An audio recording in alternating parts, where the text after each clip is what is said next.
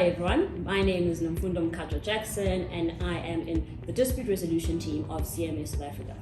Today I'll be briefly talking about the rise in economic crimes and, in fact, are you prepared? Given the rise in the scandals that have rocked South Africa insofar as economic crime is concerned, it comes as no surprise that we have seen an increase in the levels of economic and fraud awareness and insight amongst the African organizations continue to rise.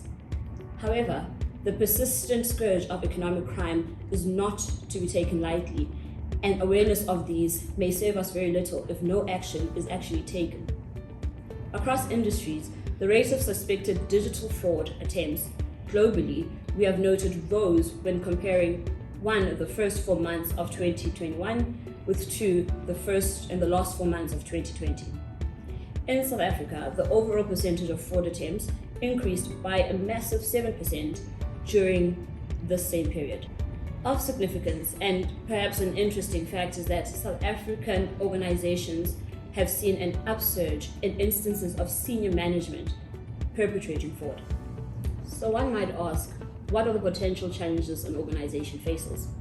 Most businesses lack the relevant information to reliably and continually assess their company's vulnerability to corruption. In this regard, organizations need to quickly and proactively categorize and rank the risks that they come across. A much greater focus on governance is required in organizations and a need for an independent function to become a big and imperative part of the organizations.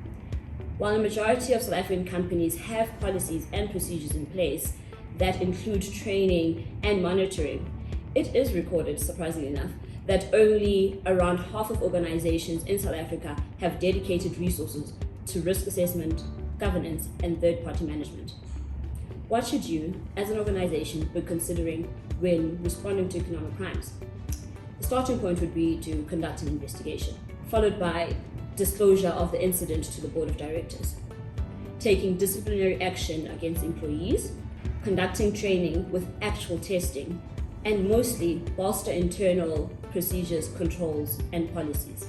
So, in conclusion, it goes without saying that how an organization responds to fraud when it occurs can determine whether it perishes, survives, or thrives as a company. That's it from my side, and thank you for listening.